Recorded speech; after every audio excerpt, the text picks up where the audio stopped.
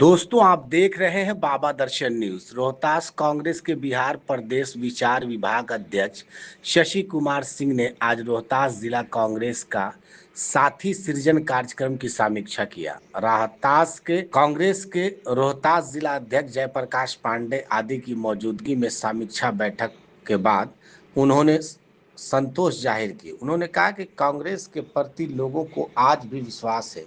यही कारण है कि साथी सृजन कार्यक्रम में लोगों ने बढ़ चढ़कर हिस्सा लिया और इससे कांग्रेस को मजबूती मिलेगी। वहीं उन्होंने महिला आरक्षण बिल नहीं पास होने के मामले पर कहा कि 2023 में ही 543 सीटों पर 33% महिला आरक्षण सत्ता और विपक्ष के सहयोग से पास हुआ और वह लागू भी है, लेकिन भाजपा के लोग महिला आरक्षण बिल के आड़ में परिसीमन की बात बिना किए हुए लागू करना चाह रहे थे, जबकि पहले से महिला आरक्षण बिल लागू है। रोहतास जिला कांग्रेस कमेटी की बैठक दो उद्देश्यों से बुलाई गई है। एक तो पूरे बिहार में ही नहीं पूरे देश में कांग्रेस का संगठन सृजन अभियान चल रहा है।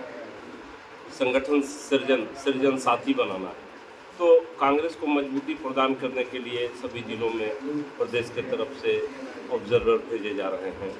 रोहतास जिले में भी मुझे और ये अजय पासवान जी को भेजा गया है। मेरा नाम डॉक्टर शशि कुमार सिंह है।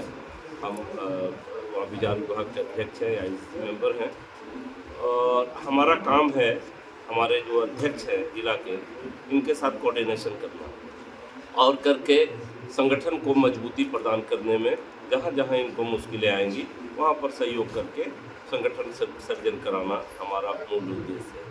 प्रेस कॉन्फ्रेंस के लिए हम लोगों ने सूचना दिया था आपको जिला अध्यक्ष के माध्यम से। वह प्रेस कॉन्फ्रेंस मूल रूप से पूरे देश में हो रहे हैं आज, और वो महिला जो इन्होंने लाया था आरक्षण बिल पार्लियामेंट के अंदर पिछले दिनों, उसके लिए ये प्रेस कॉन्फ्रेंस बुलाई गई। उसमें मूल बात दो ही तीन है कि सरकार ने महिला आरक्षण बिल क्यों लाया। पहले जब 2023 में महिला आरक्षण बिल सरकार ने लाया, 543 सीटों पर 33% आरक्षण देना है, वह पास हुआ। सदन में एक मत ध्वनि मत से, क्या पक्ष क्या विपक्ष, सबने मिलकर के कि महिलाओं को इस देश में भागीदारी, उनकी जन भागीदारी सुनिश्चित करनी है, उसके लिए उनको आरक्षण बिल पास कर दिया। वो आरक्षण बिल राष्ट्रपति के यहाँ गया, राष्ट्रपति ने दस्तखत कर दिया। उसके बाद वह बिल सरकार ने नोटिफाई कर दिया। महिला आरक्षण 33% देश में 2023 में ही लागू हो गया। अब आप महिला आरक्षण बिल फिर ला रहे हैं, इसका औचित्य पर सवाल उठा कि क्या औचित्य है। तो उसके पीछे छुप करके, उसके आड़ में छुप करके प्रधानमंत्री जी या बीजेपी कह रही है कि परिसीमन भी है, इसमें सीटें बढ़ानी है पार्लियामेंट।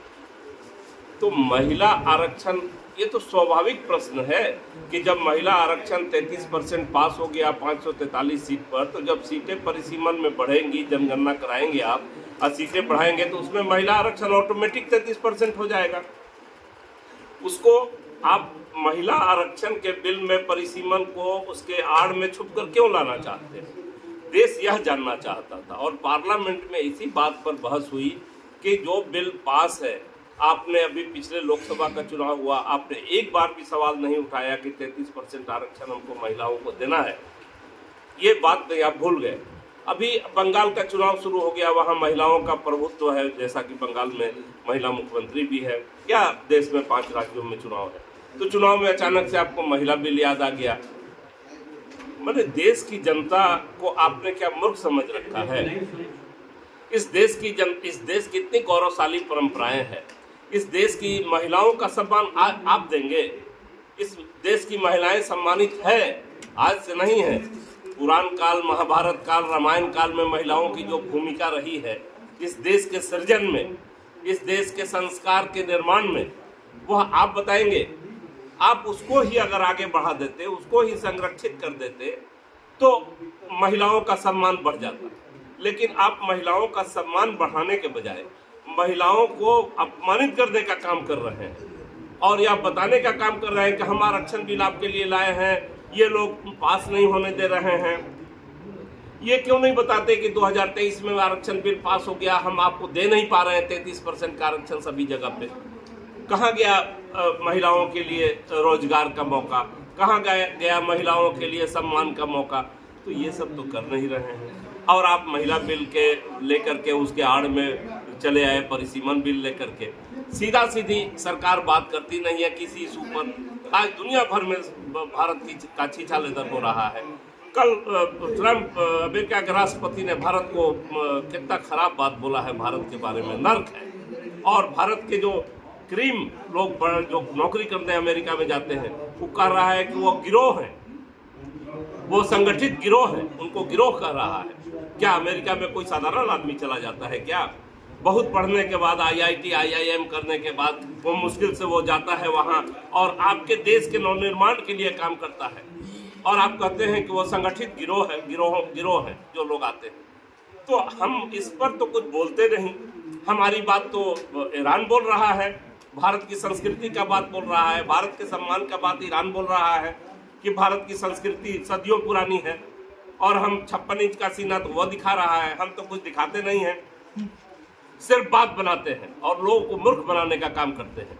तो ये मूर्ख बनने का काम अब देश की जनता ने बंद कर दिया है। धर्म के नाम पर बंटने का काम अब देश की जनता ने बंद कर दिया है। आने वाले दिनों में अगर आप अपना हिसाब नहीं देंगे, आपकी अकाउंटेबिलिटी तय होगी, तो आपको इसके परिणाम भोगने होंगे।